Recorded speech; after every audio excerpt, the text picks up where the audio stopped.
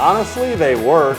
A big thing about collars to me is how and where you can store them. You tighten that, and now those plates are locked on like a brick. A pet peeve of mine is when people crank this thing all the way back here, and then I can't get it undone. Massenomics. Yeah. We're kneeling down, it's like the football huddle. Bring it on in, guys, bring it on in. I'm gonna drop this next play for you. Actually, no, what we're gonna talk about today is I wanna go over the best collars for a home gym. And luckily, here we are, Tommy, in your home gym. We're in a home gym. Yeah. We got collars. Let's do this. Yeah, we got everything we need then. We got us, we got collars, we got a home gym. And we're just going to kind of go down the line and explain a variety of options that we have here and what we kind of like the best, a little bit of pros and cons in each, how they work, etc. You guys will get the picture. I'd also remind everyone, please make sure to like the video, subscribe to our YouTube channel, jump down in the comments and let us know at some point in time what style of collars you like to use. What are your favorite? What fits in for you? But starting over here at the beginning.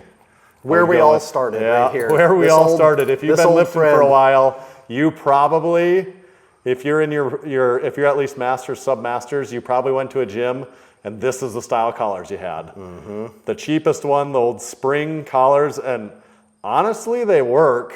You know, like this is what I'd say about these. This is my take. Honestly, they work. That's about it. It is. You know, they're lame as shit. Yeah, they like 0 on style points. Yeah, lame. If you're deadlifting heavy, things are going to be moving a lot, but they will hold the plate on a bar. They will basically do the job. So let's just kind of move on. Mostly trash. Like if you're like using it on an easy curl bar, that's fine. Don't do big lifts with those collars. I mean, just have some self-respect for yourself. Don't let these be your only collars. Next down the list, I don't know what style I want to call these. These are basically generic, made in China, very common locking collars. They have this additional locking mechanism. We've been using these for almost 10 years. We have. We've been using and abusing them. And they've worked quite well. They're not going to be, once they get used up a little bit, they're not going to be the tightest holding collars. Mm-hmm. You know, they will move a little bit, but they work. They're collars, you know, and these are pretty affordable. You can probably buy these a lot of places for like $20 a pair or something like that. Again, not setting any style records, but they look better than that. It is an upgrade. And they work. Yeah. They work okay. Next, I want to jump to these. I purchased these from Kabuki. They were marketing these pretty hard earlier this year. You can see... What's the official name for these bad boys? I don't know. They partnered with someone else, and I don't even... Like, I think they might not even be selling these with them anymore, which is so I don't really know. Like, there's been some changes at Kabuki, and I don't think they originally were the makers of these. What I would say about these is they're supposed to be really tight. Like, they're like maybe the tightest locking out of any of these. We'll see what we can find. They had some demos, some promotional videos of Chris Duffin standing on like 10 plates and a single collar was holding them on. Okay. But can it hold a drop? So which is cool from a marketing standpoint. No, the marketing intrigued me. It's why I bought them. In practice, this sucks. And it's so thin and flimsy. Yeah. It's functionally, it's great, but it doesn't. It's sleek. It's sleek, but it's just this little lever, this little pin here, and you can see how it works. So once you tighten that down, these 3 black pieces all are tightened up, and it's locked on there tight. So it works well. See, and you screw it too far, it actually comes out, and I don't even like that because that's subject to getting lost. Yeah. So there's that one. Next. And those, do you know the price on those? It's a more premium these were option. Not cheap. These are over $50. Yeah. Yeah, so you pay for those. Nobody uses them because they look like, we don't have a version of them here, but they look like just old random janky ones that we have, so nobody uses them because they don't even know what they are. Next, we've got... Style awards done right style here. Award, 10 out of 10 style points. We actually got it, these are through the Strength Co. These were the custom Massenomics one. We've done a couple runs of those, and they don't do it not on the bar, but you put probably it the most the unique bar. Design in the lineup. Yeah, definitely the most unique. It's also versatile in the sense that this will fit on kind of a variance of thickness of barbell ends, where it'll fit on a regular traditional barbell, but it'll also fit on like axles and Elite FTS SSB, you know, the not typical exact barbell ends. Maybe if you had some odd strongman implements, those will probably work for you too. These aren't cheap. These are going to cost like 60 or 70 bucks, I think, also. So not cheap, good they're versatility. made in the USA. And they're made in the USA, and they look really cool. Next,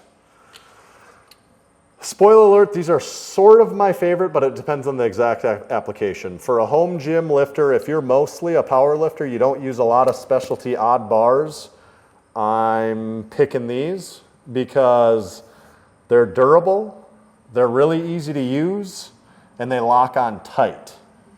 Those are the three big advantages of this. And I think they're available in like 10 colors too, aren't they? Yeah, they are. The Strength Co ones, conversely, could be your best option if you're using an axle, you're using farmer's carry handlers, you're using SSB, some odd stuff, and you're using the barbell, and you just like the way these ones look. Yeah. That could be your option.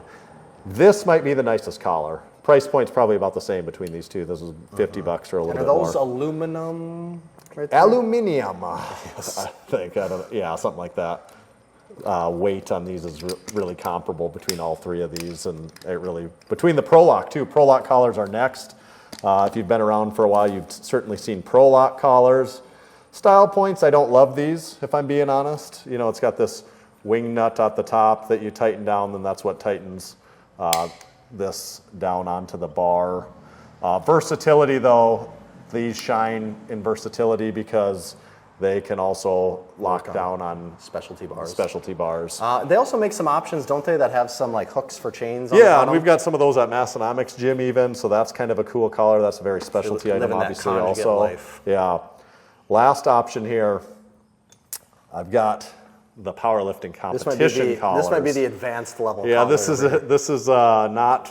Well, actually, honestly, what I'd say about these, unless you're someone that insists on having, if you don't have calibrated plates, if you don't have a comp-specific bar, a comp-specific rack, I wouldn't worry about these. If you love all that stuff and you're so into powerlifting that you're like, nope, I need to train exactly the way that I'm going to compete, then I suppose you would want these. Or if you routinely deadlift over 700 pounds, the collars do a good job of locking them in. We're going to throw all these on the bar, I think, so I can kind of show you how these work, because I do notice a lot of people at the gym don't actually know how these work. And are these the Ivanko ones? Yeah, these are Ivanko. Yeah. I've got a couple pairs of these. These are an old pair. And have these ones been through a meet, or have we never actually put these ones haven't. We used the newer ones last time, so I don't think these is actually... Well, not in our use. I bought these used, so I'm not actually sure. Also, the only collar that has knurling on it, though. I got that going That's true. That's a good point. Style points there. Should we throw... Yeah, let's see these things in use here. I want to... Maybe I'll just throw even just like a 10 on each side. Yeah. So it's literally holding a plate on so we can see what's going on here. We've got the 10-pound Strength Co plates. Look great. We're going to start at the beginning. Pretty easy. Spring, you squeeze, put it on. I mean, it's locked on there good, honestly. Like, yeah. For practical purpose. We're also purpose, talking 10 pounds. That's for practical purpose. Like I said, if you're doing curls and stuff like this is just fine. It's easy to use. It's easy to hang on things. Actually, a big thing about collars to me is how and where you can store them. Mm-hmm. These are easy to store. That's a pro. Next in the lineup, we talked about this plastic with the rubber insert version that locks on. Significant upgrade over that one. It's locked much tighter. I also, from a storage standpoint, these are easy to store because when you're done, you got a loop, you loop them on anything.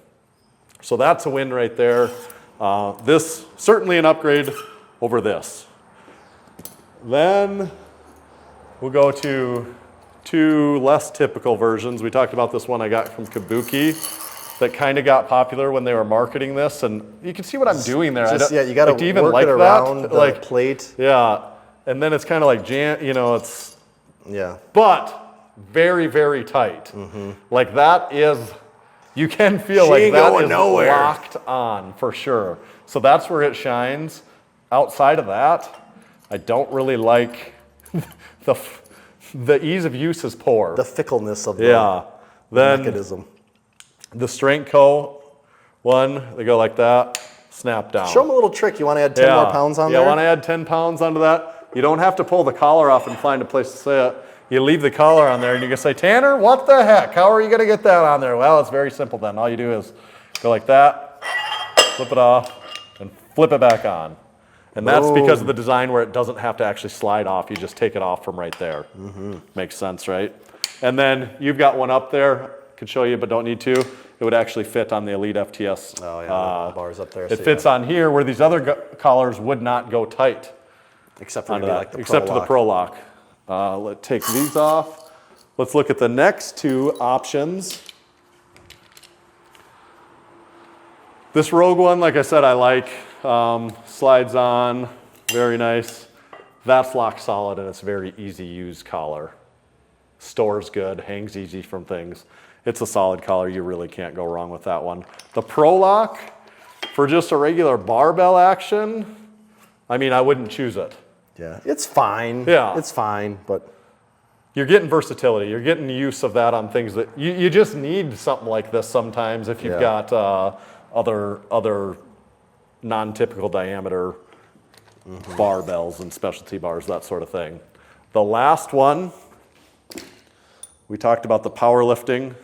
2.5 kilogram collars. This is the one collar you got to actually factor the weight in when you're adding, because each collar is 2.5 kilograms. So what you want is this knot out all the way. You leave it kind of backed off a little bit. Put that on. Then the first thing you do is tighten this down. You get that tight. It's on there tight. Then you make the micro adjustment. You tighten that to the plates, and now those plates are locked on like a brick.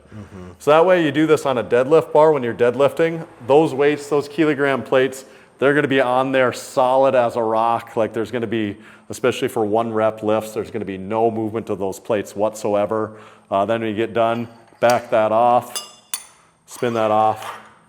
It's easily done, but people actually don't know they get that what part this wrong. is. And what they do all the time, they crank this back so far, and this gets stuck here. It's a pet peeve of mine is when people crank this fucking thing all the way back here, and then I can't get it undone, and I got to grab like me and one of the guys in the gym. We had to grip like a leather belt and tools and it just to get this off of it. You need that thing that you used to open a jar of pickles. That's like basically what we had to do. That and like a lot of muscle and a lot of hope that you're not gonna like crack open your elbow and everything else when you're doing it. But that does work well when you know how to use it.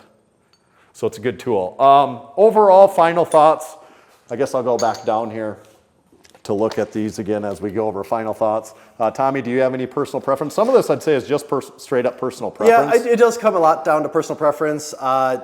I mean, this is my home gym. I like the Strength Co ones. I enjoy those a lot. I could see how someday I might add a set of the Rogue ones in, especially because they do come in a variety of colors. So I might throw a pair of those red ones in someday. But that would be just a total bonus purchase, like not necessary by any means when I already have the Strength Co ones. Yep. I'm going this Strength Co and the Rogue, just depending on the exact purpose. I could see either of those, or if you're the powerlifting nut, there you go. Most expensive, heaviest, oddest to use, but it fits a need. I think that's it on collars. Let us know, like I said, what collars you like to use. Please leave us a comment. Make sure you're subscribing. Been recording a whole bunch of equipment videos, a whole bunch of home gym equipment videos. So make sure you're following along on the channel, new stuff every week. Check out our affiliate links. We got affiliate links for a whole bunch of companies. We talked about the Strength Co. We got them for Rep. We're sitting on a Rep bench here. Bells of Steel, MarcoFactor, Juggernaut AI, Build Fast Formula Supplements. All this stuff, it's in the bio. Check it out, or in the description of the YouTube video, so check that out there. Make sure you're checking out the Massenomics podcast. We've got a new episode every single week. Anywhere you listen to podcasts, head over to massenomics.com and check out our merch. We'll catch you next time.